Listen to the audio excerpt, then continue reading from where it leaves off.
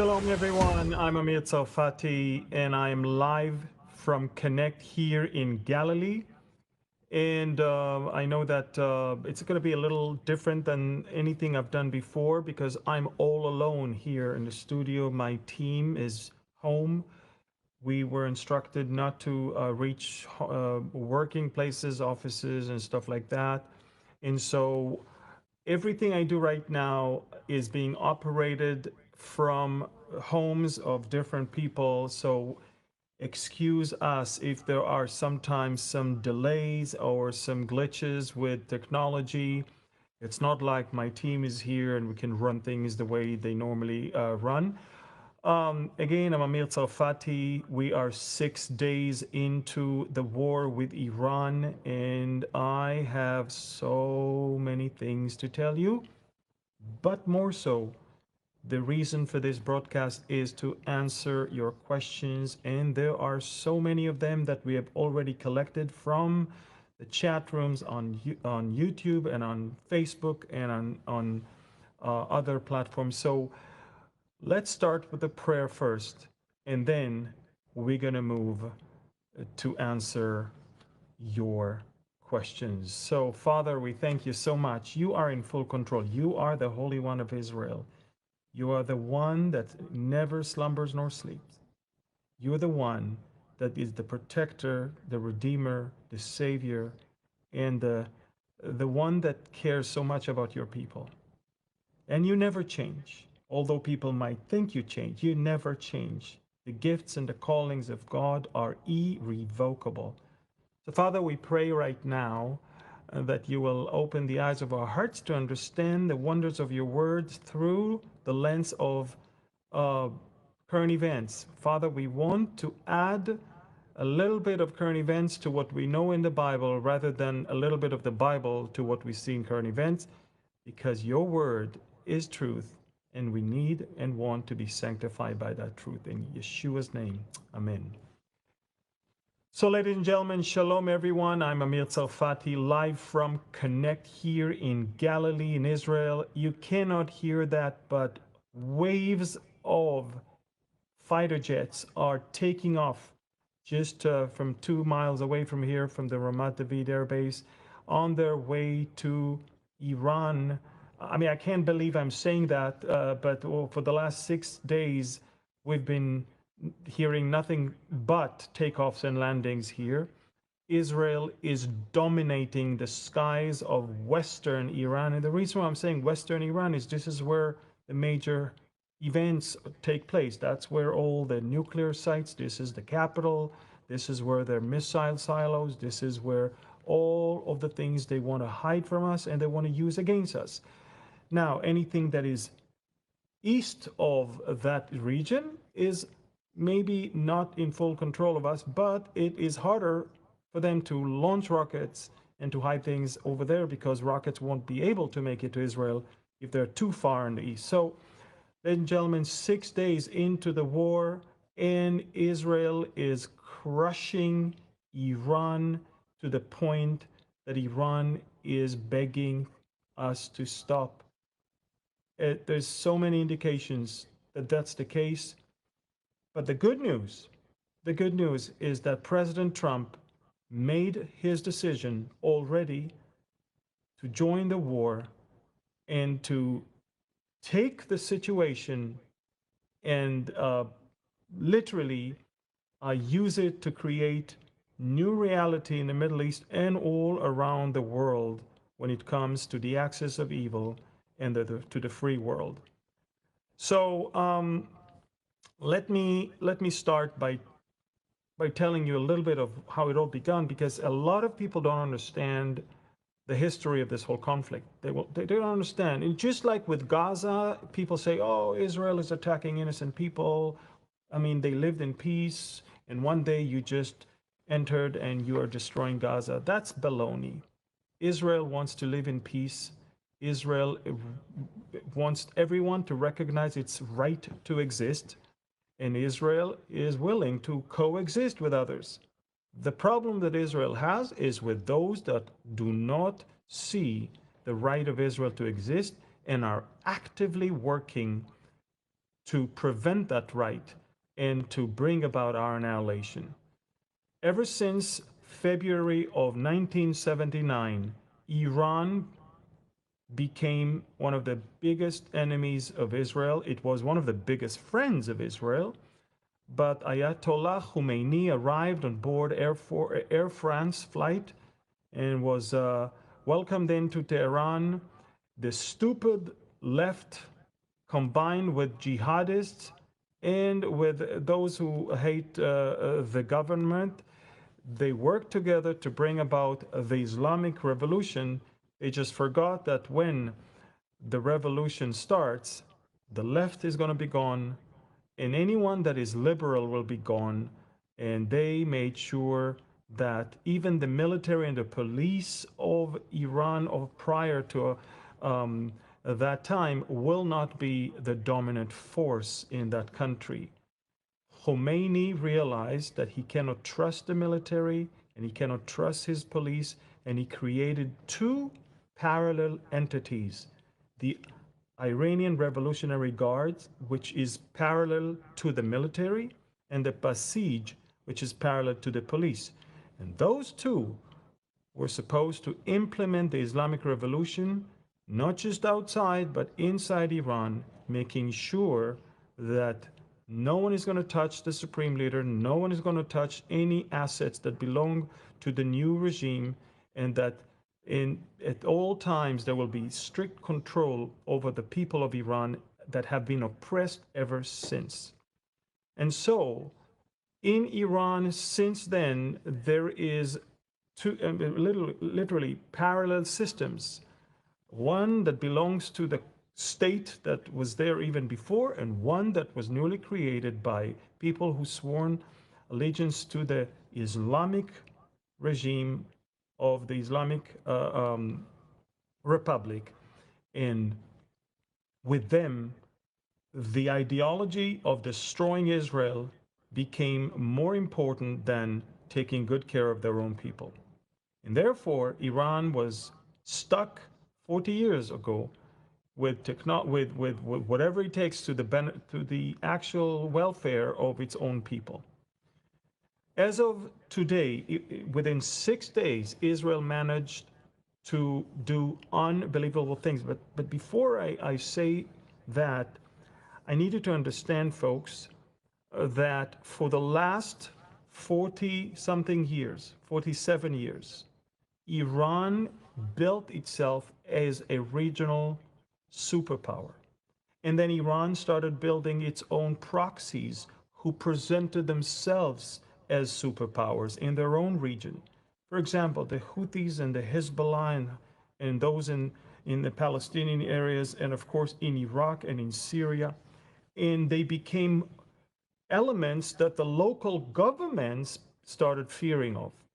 Iran used two things. Iran used funds and weapons, and Iran used psychological warfare and propaganda.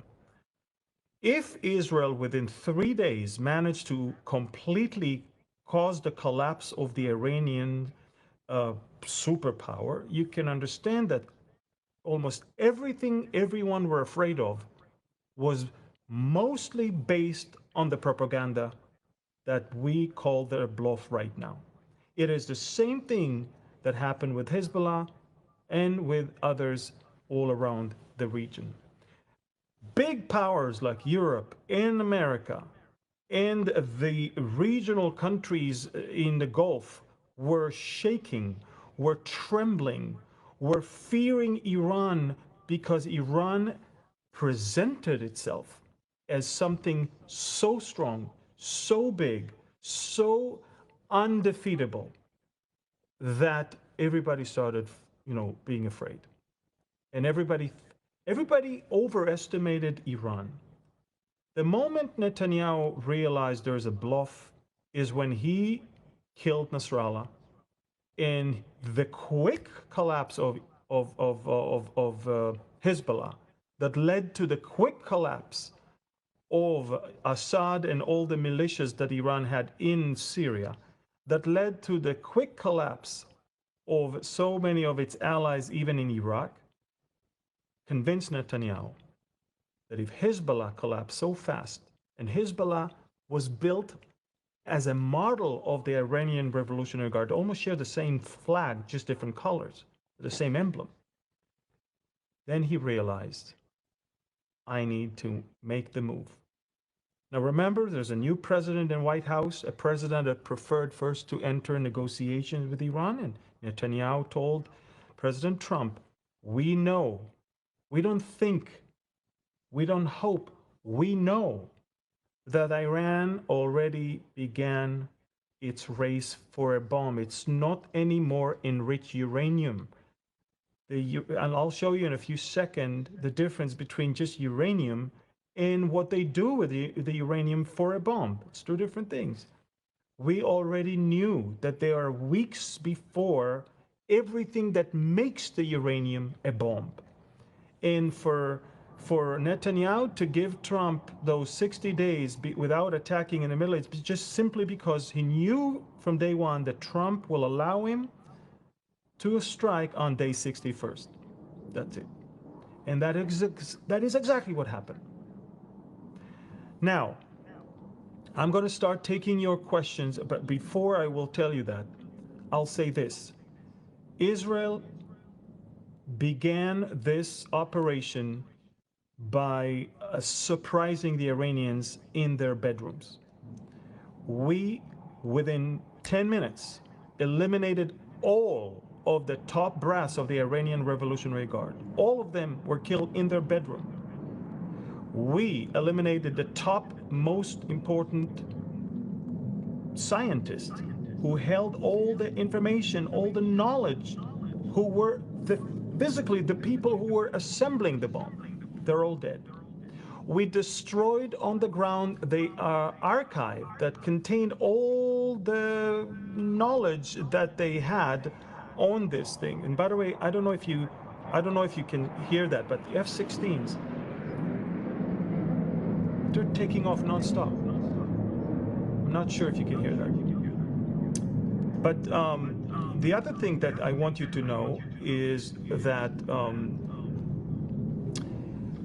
that after we destroyed these people, squads of the Israeli Mossad were operating on the ground, and we began simultaneously to operate against two. Wow, amazing. That's another takeoff of 40 or 50 fighter jets on their way to Iran right now. But what you need to know is simultaneously with eliminating the leaders and the scientists, we struck on the ground their plan for the first blow against Israel should we attack. We destroyed on the ground all the missiles that were supposed to be launched, and we began to destroy 70 anti-aircraft batteries that are literally in Tehran region and in the main missile bases. We decided to first make sure that those who needs to die are dead. Rockets are not going to be raining over Israel, and our jets can come and do more things. And the last thing we did in those first 10 minutes, we struck Natanz with all the main enrichment facility, because, listen to this, if you cause a sudden stop in the electricity while the centrifuges are spinning fast, they will shatter to pieces. Unlike if you turn off the electricity yourself and shut it down, then nothing's going to happen to them. But while they were operating and spinning so fast, that's why it was so important to be so much on time and in secrecy.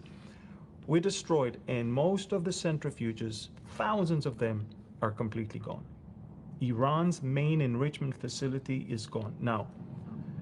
Now, Israel began in day 2 and day 3 to create a pathway towards Tehran. It's one thing to fly with your F-35s and F-16s above Iraq and then launch rockets. It's another to fly straight above the capital and destroy everything you want. And we created a complete freedom to work anywhere we want, all over Tehran and Western Iran. I don't know if you understand, because now we're operating UAVs, unmanned vehicles, aerial vehicles. We operate F-16s and F-35s, and literally we're hunting we're hunting launchers. And Israel destroyed more than half of the Iranian rocket launchers. So even if they have rockets, missiles, they can't use them because our launchers are not there. So as we speak, these 40 jets that just took off right now, their missions is double: destroying targets of the regime and related to the nuclear program or the missile program. And the other target is to hunt launchers before they strike Israel. And that is exactly why, starting from June 13, they started by launching few barrages of 50 to 60 rockets each. Now it's declining to 5 to 10 rockets, and because they're lacking launchers. And now, of course, we want to deplete their stockpile of missiles, but they still have over 1,500 of them. But again, you can have 15,000. If you don't have launchers, you can't use them. So Israel is targeting those things right now, and it's important that you understand that. The only site that Israel has not touched yet and will touch in the very near future, when I say near future, I mean hours from now, is the underground facility in Fordo. And I would like to ask my team, we have a Fordo video that shows you, the whole complex under the ground. I don't know if we have it, guys. If we have it, then we can play. If we don't have it, just let me know, and I'll move forward by answering questions. Let me see if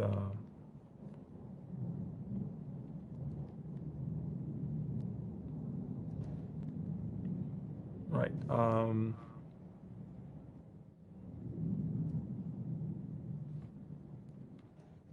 Anyway, let's move forward. The last thing I want to say, folks, America made a decision. The Nimitz is on its way. I just got the news that the Ford carrier and the strike group is on its way. We believe that also the B-52s are being loaded in Diego Garcia in the Indian Ocean. And the B-2s will be on the way. And the reason why, it's because if you want to attack Fordo faster, you need those GBU-57. Those are 30,000 pounds bunker busters. These are bombs that America never used anywhere. Only to test ground, but never really truly in a battleground used it. And we're telling them, the place is yours to test it live. Israel is commanding this whole operation. If America is going to help, it's going to be under the command of the Israeli operation, simply because we have the intelligence and we have the control over the skies, and we know everything, where everything is, and they need obviously full coordination with us. It's important that America will step in for two reasons. Israel might remove a threat to Israel's existence, but America is moving a threat to the world's peace and to the free world, basically. Those missiles of Iran thwarted also were threatening Europe and soon America. And believe it or not, October 7th taught us one thing: when they have the ideology, the technology, and the opportunity, they will do it. And that is exactly what happened on October 7th. October 7th was orchestrated and funded by Iran, and there was no way this war could end without taking care of the head of the snake and eliminating it. And we did that. Now, I would like to answer your questions. I know that you have many, so let me answer those. Okay. So let me go into our WhatsApp group with all of your questions. So, Annalisa, is Israel's attack on Iran considered illegal in the eyes of the international law? I don't know, and I don't care. Iran is deceitful. They deceive the whole world. We called their bluff many times. We have the proof of what they were doing. We know what they were doing. We even allowed America to be exposed to that information. And I believe that when you see that France and UK and Germany are standing on our side, they also knew what they were doing. And so I believe that it is legal and necessary, if you're asking me. We see Lori. Is it really possible for the Iranian people to rise up and take over their government? It is possible, because we are destroying the Basij, the police that was oppressing them. We just destroyed a few hours ago their main headquarters under the ground. Big, big thing. The Basij is the one that is killing all of these people that they are catching in the protests. They're the ones who killed Masa Amini. They're the ones that are killing anyone who is opposing the government. They're the ones that are taking them and throwing them to the jail forever and torturing them. The Basij. And that's the Islamic version of the police. And so I believe that there is a good chance that the Iranians can do something. Let's put it this way. There is no time since the Iranian Revolution, the Islamic Revolution in 1979, there was never a point where there was that opportunity for the Iranians to rise up and topple their government. And we truly hope it will happen, but that's not for us to do. Now, Benjamin Netanyahu said Cyrus, if you remember, is the one who liberated the Jews to go back to rebuild Judea and the temple in Jerusalem. The modern state of Israel is now repaying the Persians and is liberating them from the tyranny of those psychopaths. Let me look at more questions. So, Julie or Julie, whatever. If Iran completely surrenders, do you think the bombings from the Houthis, Hezbollah, and Hamas will stop? Absolutely. Listen, Hezbollah was created by Iran. The Houthis were created by Iran. What are they going to do? The Houthis depend on Iranian knowledge and weapon and funds. You understand that? They won't last a minute without Iran. Once we're done with Iran, the Yemeni army will surely invade and kick the Houthis out. There's no doubt about it.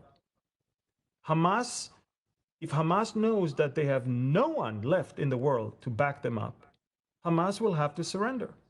There's no doubt about it. Look, this is the most important brick, like in a way the chief cornerstone in the unholy version of it. That's it.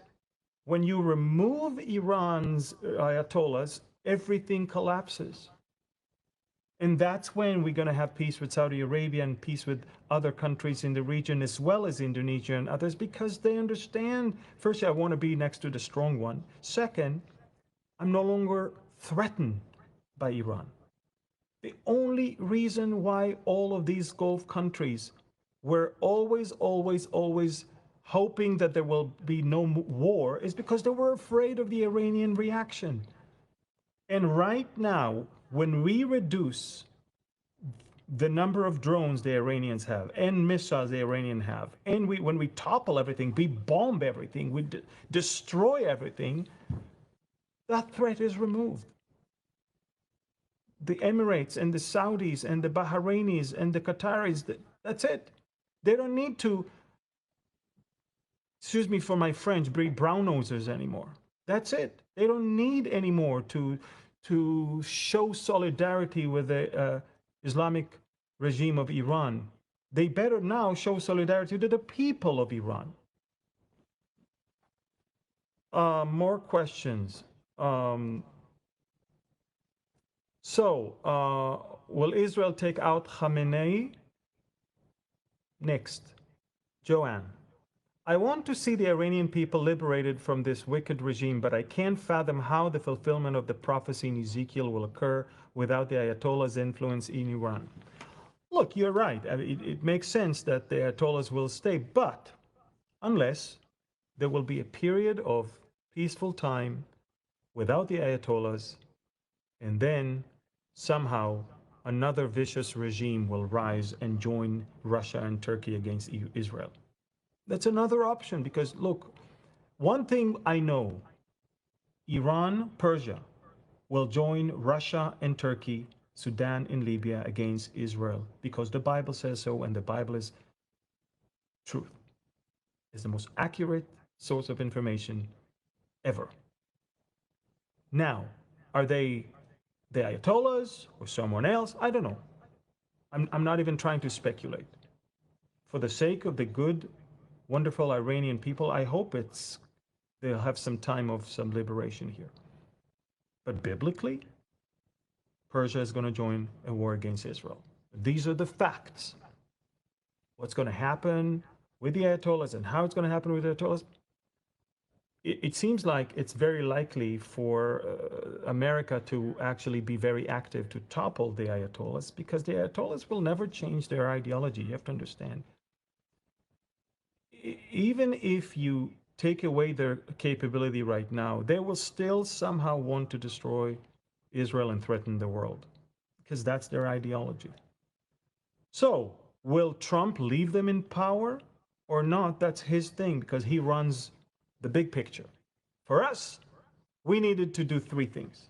Remove their missile program, their nuclear program. And by the way, missile and nuclear work together because missile can carry the nuclear. You can have a nuclear warhead, but without a missile, it'll stay in your house. And the third thing we want to eliminate is the ability of Iran to basically activate proxies that will do the dirty job for them. And that is exactly what Netanyahu said. He said, what we were fearing is that the Iranians will send a nuclear warhead or a rocket to the Houthis to do the dirty job. Because that's the logic of the Iranians. We don't want to, make our hands dirty. Let Hezbollah do that. Let Hamas do that. Let the Houthis do that. They always try to push everybody from them. They say, no, it's not us. We didn't do it. We have nothing to do with it. Well, that's what we need to do, to cut that cord so those proxies will completely wither and die. So these are the three things, because when you have a nuclear warhead and you have the missile to carry it and you give it to your proxy, that's it. So we want to make sure these three don't happen. America is thinking big. For Trump, I think the Ayatollahs are the problem because they will always pose a threat. And so he may want to topple them in a passive way, in a way that he will cause the world to see that they're unfit and cause the Iranians to rise. It's very interesting because Trump got a phone call from Putin a few hours ago. And Putin said, I would like to mediate between Iran and Israel. And Trump says, that's nice of you, but I think you should stick with what you have right now with Ukraine. The Chinese are not going to help them. They already said that they are seeking for diplomatic solution. And the way America is behaving right now will also set the tone with what China might do to Taiwan. And you have to understand that Trump, and this is exactly what Huckabee Ambassador Huckabee tried to say. This amazing opportunity or mission is not something you were looking for. It was looking for you. Um, okay, I see now that we received a warning. Rocket launch is expected. Okay, if there is a siren that goes off, I'm gonna have to clear this place and run for 10 minutes into the or more into the bomb shelter here, and then be back whenever they allow us to be back. Okay. Let me see.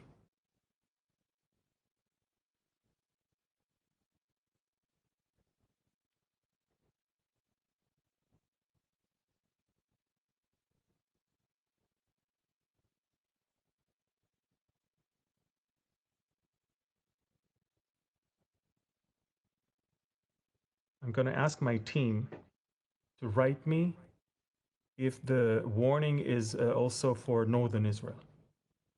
If you can write it for me, I would appreciate. Because the warning right now, the warning is to stay by a protected area, not in. So this is what I will need to know from you guys, so I don't have to be surprised here. Okay, another question. Darlene is asking, so they had a leader once where they could live in freedom. How did this leader get into power? I'm not sure I understand. The Shah was toppled because there were too many elements within Iran that did not like him. And so they made a mistake. They thought that Khomeini will bring the solution. But then, once Khomeini arrived, took the power, he killed everyone but the jihadists. So that's it.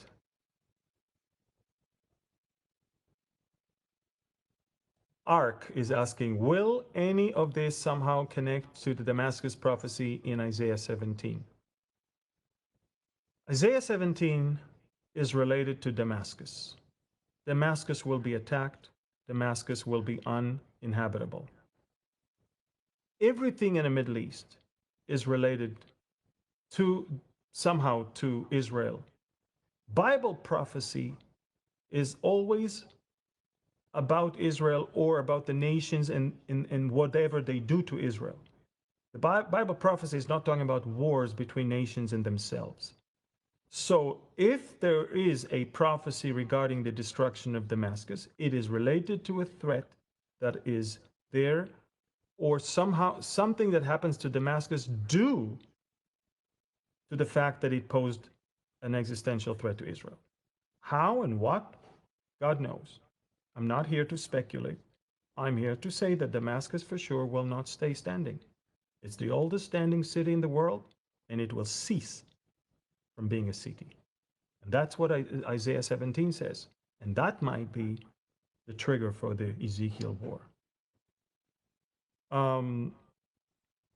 Let's see. We have... Okay, Barbara, that's a good question. Barbara, why is the world okay with some countries having nuclear weapons, including Israel, but no others? It's very simple, Barbara. Israel does not hold jihadist ideology that is calling for the destruction of other people. Iran does. Iran has been calling openly, publicly for the destruction of Israel. And as I said, when you have the ideology, the technology, and the opportunity, you will surely use it. And that is why they should never possess nuclear weapon. America knows that, Europe knows that, the Gulf states know that, and of course Israel knows that. Israel is the only country that stood up and said, that's not going to happen. Okay, about 8 launches from Iran. This is the first Iranian barrage in 18 hours. aimed at the center of Israel. Okay, so there's a good chance I will not have alarms here. But if, for some reason, when the rockets make it to Israel, and this warning will expand to more areas, I will have to leave, rush to the bomb shelter right outside of my of Connect here, wait there, and then come back when it's okay. So more questions, okay? More questions.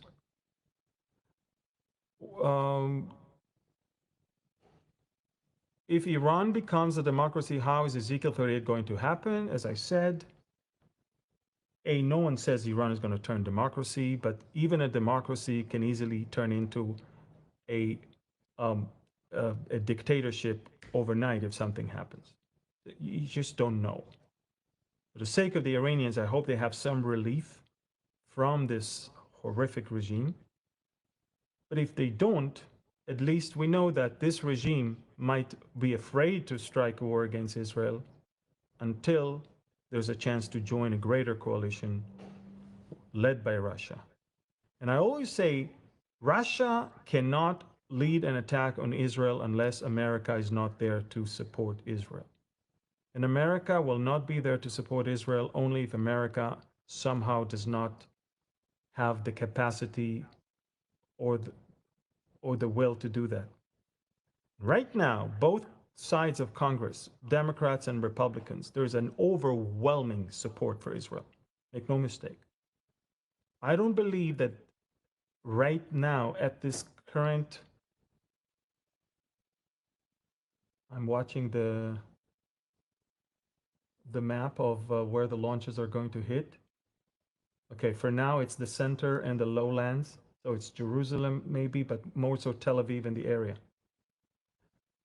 So I don't believe that, you know, it's something that may happen because of elections or something like that. It can either happen because of two things. America will suffer a huge implosion because of some major attack, or the rapture might take all the main or the believers from the decision-making places and the military, government, and all of that, and America will be in chaos. And then Russia can move. So I'm voting for that option. Jens is asking, what does it mean biblically to bless Israel? First of all, to bless Israel is not to stand against Israel and to hate the Jewish people. I can tell you what it's not. To bless Israel is to understand the role of Israel in God's plan and to understand that you dare not stand on his way and try to either replace them or eliminate them. To bless Israel is basically to bless God, because you bless what God blessed. I will bless he who bless you, and I will curse the one who curses you. So stand on Israel's side, stand on the side of the Jewish people. Now, when I say stand on the side of Israel's side, you don't have to politically embrace everything, but you have to understand the right of Israel over the land first. You have to eliminate all the fake propaganda that calls for the fact that this was not our country. You know, you have to learn history, and you have to also understand that our return to this place is an act of God based on the promise of God. It is administrated by God, and it will be protected by God. So, which side do you want to stand? Now, when you have a chance to help fighting anti-Semitism, help educating people about Israel's role and Israel's right over the land, help giving Israel, helping Israel. And, when Jesus said When I was sick, you took care of me. When I was naked, you clothed me. When I was hungry, you fed me. These were practical things that he talked about, that Israel would endure through the tribulation, and nations will be judged by whether they did that or not to them. Because he said, if you did that to the least of my brethren, it's as if you did that to me. So even in practical ways to help Israel is to bless Israel. But it starts first with the understanding of what Israel is and standing with them first. Then you can help more, but we want people first to understand, because if you understand Israel, you understand the God of Israel. If you understand the God of Israel, you understand his plan, his word, his promises, and then you understand also his calling for you to get saved, to be born from above. So it's a bigger thing than just political or financial thing. All right. Sirens are now already activated in the center of Israel. Some of the tech team are in bomb shelters now. Okay, some of my team is there and they're now in bomb shelters. All right. Beth is asking, is Jordan helping Israel? Jordan is helping thwarting objects that are above Jordan. They don't fly into Israel to help Israel. If there is an object that is above Jordanian skies that can threaten Jordanians, then Jordan is intercepting it. Okay? So does Saudi Arabia. And even in Syria, they are allowing us to go in. They don't have any air force to shoot down those drones. Over 1,000 drones were sent from Iran. Half of them never made it. The other half never exploded because we never made it. Half of them fell along the way. And those who didn't were actually intercepted and never really touched Israel and caused any damage. 100% success when it comes to their UAVs and drones. With rockets, we're still above 90% interception, which is phenomenal if you really think about it. These rockets are not Hezbollah or Hamas. These are rockets that are flying way faster and they are way deadlier. You could see what the blast can cause. It can explode here and the blast can shatter things and destroy things 10 blocks away from here. So that's a greater danger than anything we've seen from Hezbollah and Hamas. And that is exactly why we have to eliminate the threat of the ballistic missiles. Israel understood that Iran is working hard on producing 300 ballistic missiles every month. That's 3,600 a year. Multiply that to understand how much they were about to have and how much damage they could cause any country around. And their missiles are getting greater and greater range, so they could easily hit not just Israel and the Middle East, but also all of Europe and also parts of America. Remember 3 aims to this operation. 1, to eliminate their nuclear program. 2, to eliminate their ballistic missile program. And 3, to cut the cord and kill this whole proxy armies that might be those who use the rockets and the nuclear warheads. So we're working, we're not afraid. Within 6 days, Iran is already on the floor. That's it. Now, they are trying to shoot, look, these are 6 rockets or 10 rockets that they just, launched. Do you understand how many rockets they were planning on launching each barrage? Hundreds. And even if you could thwart 90% of them, let's say 300 rockets or 500 rockets are sent, that means that 50 rockets can actually fall and kill hundreds of people. if not more, and not to mention the sites that they could hit and the damage that they could cause to the country. No country can afford living under such threat. From a country that is, ideology, its ideology is to destroy us. It's never going to happen. Okay, explosions heard in the center. All missiles were successfully intercepted. Thank God. But you know why? Because when we are not overwhelmed, we can easily intercept them. When they send too many, it's hard for the systems to deal with all of them. That's why those fighter jets, the first thing they do is hunt the launchers. When we diffuse that threat, then even if they have rockets, they cannot launch them. So Israel is operating in three different arenas right now in Iran. We're hunting for launchers. We're destroying nuclear targets. And nuclear targets are not just the enrichment. There's many more stages.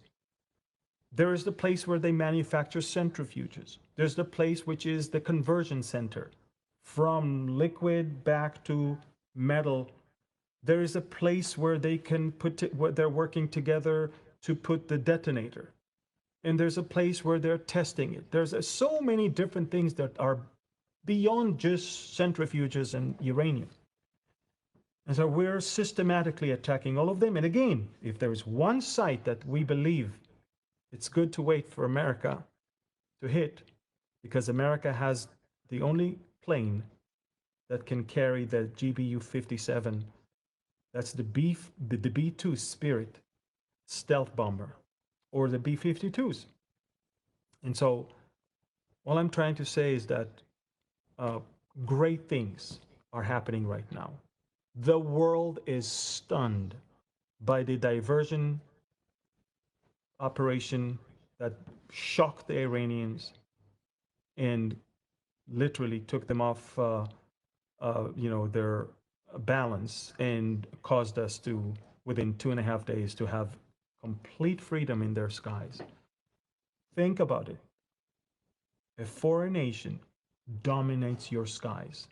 Literally, we can do anything we want, kill anyone we want, destroy any building we want. And this is 1,500 to 1,800 kilometers, over 1,200 miles away from us. Israel is now going to allow America into Iranian airspace. Do you even understand what I'm saying? Israel will grant permission to American bombers to bomb in Iran. Israel granted permission for 3 passenger planes to take off and land in Oman just a few hours ago. We could have bombed them. But we got information that the people on board are people who are actually fleeing Iran towards Oman for the sake of negotiations. So the Americans told us, let them go. And we did. But you understand, we dominate. We control the entire airspace of Western Iran. And by the way, Eastern Iran is kind of irrelevant, because the range is too far for the rockets from Eastern Iran. And when a missile flies too long, it tends to either disintegrate and fall, or not have the velocity that it needs to have once it reaches. And it's easier for us to intercept it. So it's amazing things that are happening. I call it the 6 days war, because within 6 days, that's it. It's almost over. But unlike the first 6 days war, Israel is in a completely different place right now. By the way, this is the first time in the history of Israel that America will join us in a war, and a war that is ours, a war that began with what we call a preemptive strike on our end. American pilots were not there in 1967 or 1973. They were not there in 1982. They were not there in 1948. None of the wars of Israel, American pilots took an active role. Yes, we received supplies of ammunition and weapon, but to have US pilots using US bombers with US bombs in a war that was initiated by Israel to eliminate an existential threat to Israel. Unheard of. Amazing, phenomenal, and I believe that it says a lot about where we are right now. And from the very beginning of this war, I've been telling everyone this war will end up with Israel 10 times stronger. October 7th was our biggest tragedy and our biggest opportunity. It woke up this lion, and people like a lion, Am Kelavi, people will rise like a lion. This is the name of the operation from Numbers 23. And Netanyahu realized on October 8th already, I'm not going to anymore buy this stupid doctrine that we never, ever should attack anyone that poses a threat. Anywhere we see a threat, we have to eliminate it without being apologetics about it and without being afraid. You know, a year and a half, 2 years ago, Israel was afraid to remove a tent that Hezbollah erected on the slopes of Mount Hermon. Why? Because lest Hezbollah will fight us. We were afraid to do something in the West Bank, lest Hamas will shoot rockets from Gaza. We were afraid of our own shadow because our stupid left liberals convinced us that don't provoke them and you'll have peace with them. Yeah, we saw on October 7th the peace. Netanyahu on that day decided, this is it. I'm no longer going to let the military or the left dictate anything. I will dictate it. And if there's a minister of defense, or if there's a chief of staff, or if the head of the Shin Bet that are not aligning themselves with what I want, they will have to be removed. And that's it. And that's what we have right now. And he appears to be now the strongest leader in the world. He is hunted by the deep state. Even Trump said today on camera, Netanyahu is a good man. I don't understand how bad he's being treated in his own country by the deep state. I'm adding that. He can't imagine that in the middle of a war on 7 fronts, they're prosecuting him for things that never happened and talking about stuffed dolls of Bugs Bunny with him. It's just beyond bizarre. I'm so ashamed. I'm so embarrassed that these are the stupid imbeciles that are manning our judicial system. But that's what we have. And I think right now, most of the public is now moving towards understanding that this man is the greatest leader we've had since, I don't know, since biblical times. Now, none of the leaders of Israel were perfect. I don't think he's perfect. But he is someone whom God sent for us for such a time as this. And I've always been behind him, and I will always stay behind him, because I believe this is the leader that God thankfully granted us right now. Any other leader that we have in the political world today is just nothing compares to him. And so we have 3 more minutes to go. Marcus is asking, are these events, the events of the war of Gog and Magog, described in the book of Ezekiel? No. The event of Gog and Magog is when Russia attacks Israel after Israel lives in peace and prosperity. And then Persia and Turkey will join. So we're before that, but it's coming. So where are the Ayatollahs now? They're all afraid. They're all running away. They're all hiding. I think they are using the diaper they have on their head now around their loins, because you know why.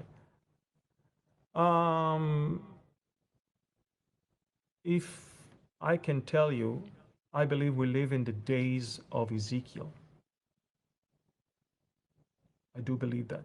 We are watching, because Israel has to live in peace and safety and prosperity, which we will have now, right before that war.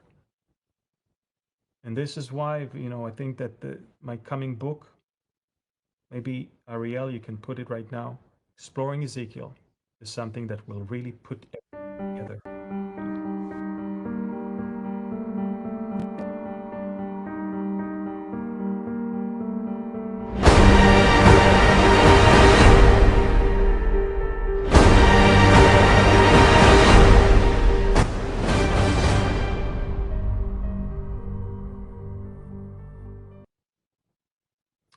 All right, folks, I'm going to finish with the Aaronic blessing upon you. We'll do that probably more often now that I see that it's possible, even when my team is scattered. Thank you for praying. On Telegram, you will hear everything that is happening. So many great things. Thank you for praying. Thank you for helping. Thank you for standing by Israel. And remember, it's the God of Israel. It's the Holy One of Israel. We are not that good, but He is good. יברכך אדוני וישמרך, יאר אדוני פניו אליך ויחונך, יישא אדוני פניו אליך וישם לך שלום. The Lord bless you and keep you. The Lord make his face shine upon you and be gracious to you. The Lord lift up his countenance towards you and give you his shalom, his peace. Shem Yeshua. Amen. Thank you. I love you. God bless you. Get Exploring Ezekiel. Go to our website and see if there's any way you can help. God bless you and shalom from Galilee.